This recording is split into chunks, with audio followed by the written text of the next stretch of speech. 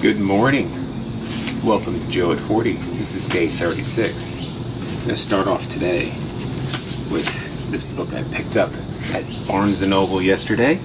It's called Buddhism, Day by Day. And today, we're going to read from the September 26th page. Live in a way that is full of life. For yourself, for your loved ones, for your friends. People who do so will find the courage to transform sufferings into hopes. Not only that, but they will be able to light the lamp of hope in the hearts of many others as well. Alright. We can do that. Talk to you later. Yeah, it happens. Anyway, so if you're paying attention at home, you'll know that over the weekend on Saturday, I put a whole video about atheism.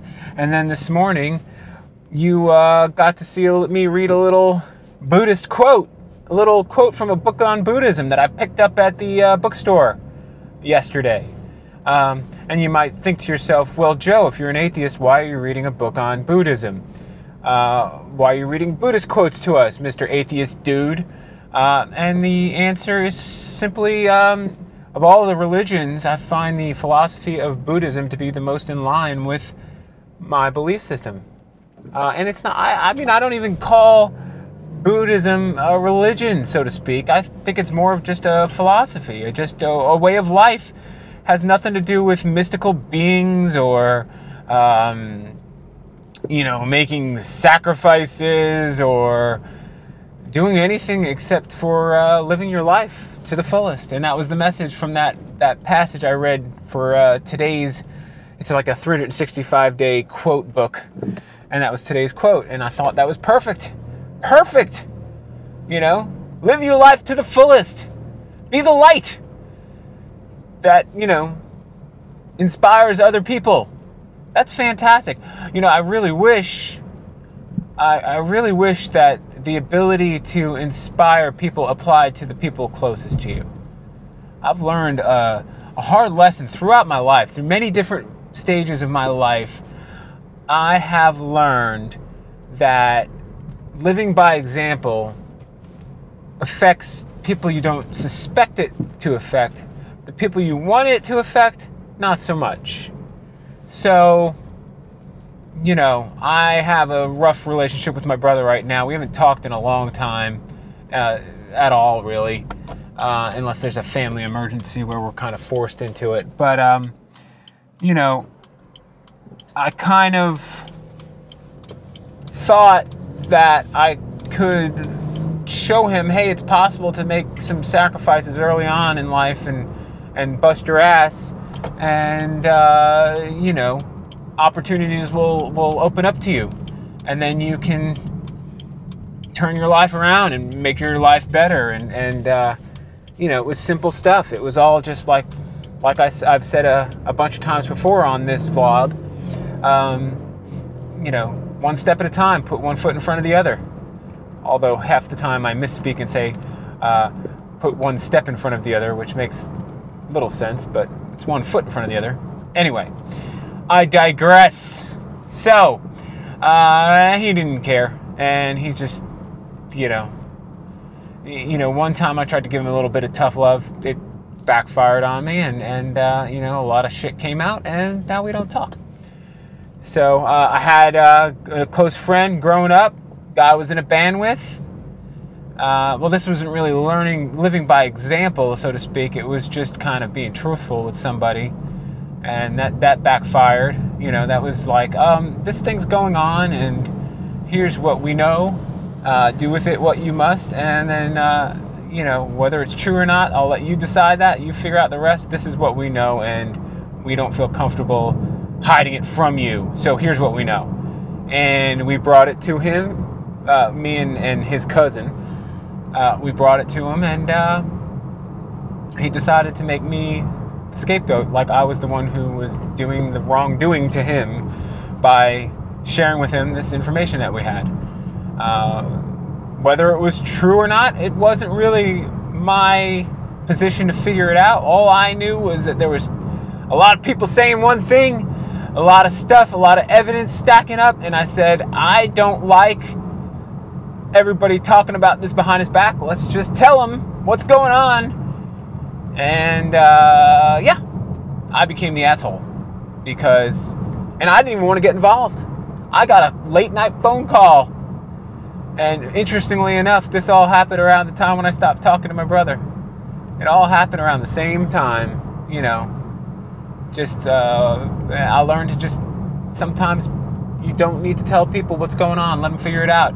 And if you know something that they don't know and you feel that they should know it, I don't know. I've gotten burned by voicing my opinion. So maybe it's just best to, in those situations where it's not life or death, just keep your mouth shut. I don't know. It seems like awful advice, if you ask me, because I've lost friends, I've lost family connections because of that. But what can you do? But living by example, you know, you'd hope that you can make some changes in your life and you can see these amazing positive shifts in your life. And you'd hope that the people closest to you would see that and go, you know what, I'm on board. Or let me try something similar. Or, you know, you've inspired me to do this, that, and the other thing. And they never do. They just don't. I don't know what it is. I don't know what it is. But then people you don't suspect will come up to you later on and be like, you know, when you did that thing and then this happened, that really inspired me to make a difference, and now I'm doing this thing. And then you feel good about yourself because you inspired somebody. And that is probably in like the top 5 feelings of all time, is when you inspire someone to do something good. Yeah. So, to bring this all back to the Buddhism quote, I do think that's an awesome thing, is to live life to your fullest and enjoy life. Because, let's face it, we don't know when this light switch gets turned off. Shoot, mine almost got turned off last week. Not really, but it could have. I could have easily been one car back and been the person that was shipped to the hospital. When I say shipped, it's kind of a subtle way of the ambulance ride, going with the EMS.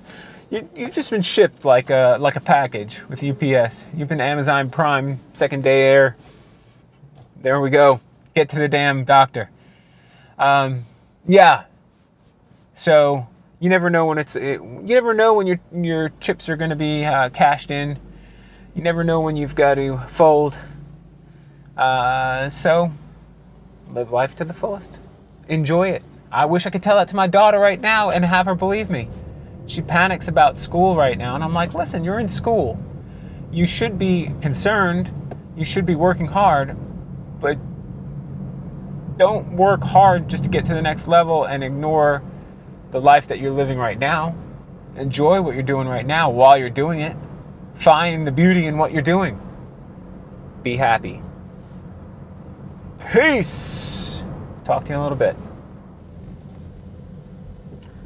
Hey, good afternoon. It's almost evening. It's 5 o'clock. Sitting in 5 o'clock traffic, as my grandpa used to call it. Rush hour traffic in Charleston is starting to look a lot more like Long Island traffic back in the day. It's nothing compared to what New York traffic is like right now, but it's getting bad. But, you know, what can you do? So, hey, guess what happened? I got a call. I got a call this morning for a headshot to be done this week, which is, you know, that's normal. Nothing exciting about that. It's just part of what I do. And so my assistant went into my office, because my office hasn't been touched. The last bunch of headshots I've been doing have been mostly, almost all of them have been on site, not at my headshot studio, which is my office basically at where I work. And so she went in there to make sure to air it out, you know, because there's a funky smell in there, of kind of a mildewy smell. it's not overpowering, but you know, when she knows we got someone coming in, she'll go and clean up a little bit and spray down the carpet and let it air out, because the room itself is kind of an inside room. There's no windows on it. It's just kind of an interior room in our building, and gets no light. So it's every once in a while, if I haven't been in there a couple of weeks, she likes to air it out to make sure there's no surprises. Well, she got a surprise. It's flooded. It's friggin' flooded. Luckily, none of my equipment. It happened in the middle of the room, so it's just the floor is wet. None of the equipment got damaged. She was able to pull all the equipment out.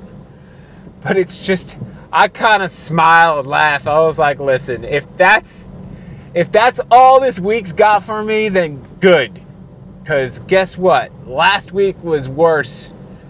If that's what's gonna happen, please, that's easy. The building will let me use another room, I'm sure. There's some vacant rooms in the building. I'll be able to jump in temporarily until it gets fixed. My stuff's not damaged. Again, it's just an inconvenience. This is life. Every day there's going to be challenges in your life. There's going to be things that happen that are unexpected. And that's what I do. I make a living off of basically handling other people's challenges. I spent all day today handling the challenges that other people could not solve. And I come in and solve them. And that's just what I do. So when they happen to me, I just got to smile and be like, all right, that's a challenge. Gonna take care of it. Gonna move forward. Gonna be good. It's all good. Did anyone get hurt? No. Like that, I just time traveled. I swear, I put my dang phone. This is the hard part about doing this, recording this from my phone. Because I put my phone in Do Not Disturb, but if anyone in my top contacts, like my wife or my assistant, try to call me while I'm doing this, they get through the Do Not Disturb. So I got interrupted in the middle of something I was saying. I don't even remember what I was talking about. What was I talking about? I mean, oh, yeah, my office got flooded. And I'm just laughing because not a big deal. Not a big deal. I'll tell you a story though of this of the main office where I work. A few years ago, I was away on vacation, and my assistant, who's not the assistant I have now, is a different person. His name, he was a guy, and he came into work one day, and the whole ceiling collapsed from a leak just in our office, on top of all of our computers, all of our equipment. Everything was just trashed. 2 desks were in that office. Everything was soaked. Believe it or not, the 2 Macs that were in there survived. They were okay. 2 Mac Minis.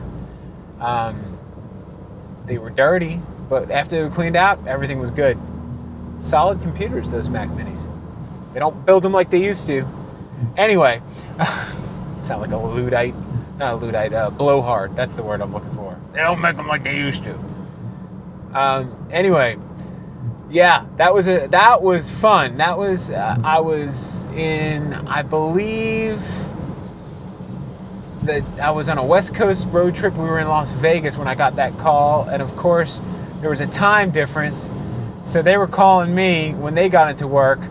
And it was like 5 in the morning for me. And I was just like, who the hell's calling me? Why? Why are they calling me in the middle of the night? And then I get I listened to the voicemail. I was like, you gotta be kidding me. And again, I just laughed. I was like, man, that is awful, but nobody got hurt. So that's why you have insurance. That's why I'm not getting into that whole discussion again. Gee whiz, you'll never watch a video again. But yeah,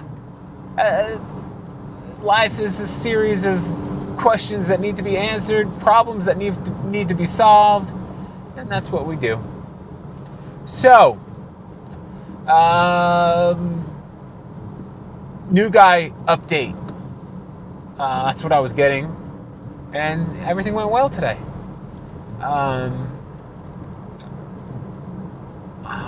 Things are looking up. Things are looking up. Soggy, but up. And this rain has been all day long, but you know what? My lawn's looking good these days. It's been raining for, seriously, it feels like 2 months straight. It's unbelievable. So, I think that's all I have to say for now. Today's been a good day. No complaints. Little setback. Not a big deal. We're moving forward with everything. I'm thinking good things are coming. Good things are coming. They're coming to me. They're coming to my business. And they're coming to you for watching this crap. See ya.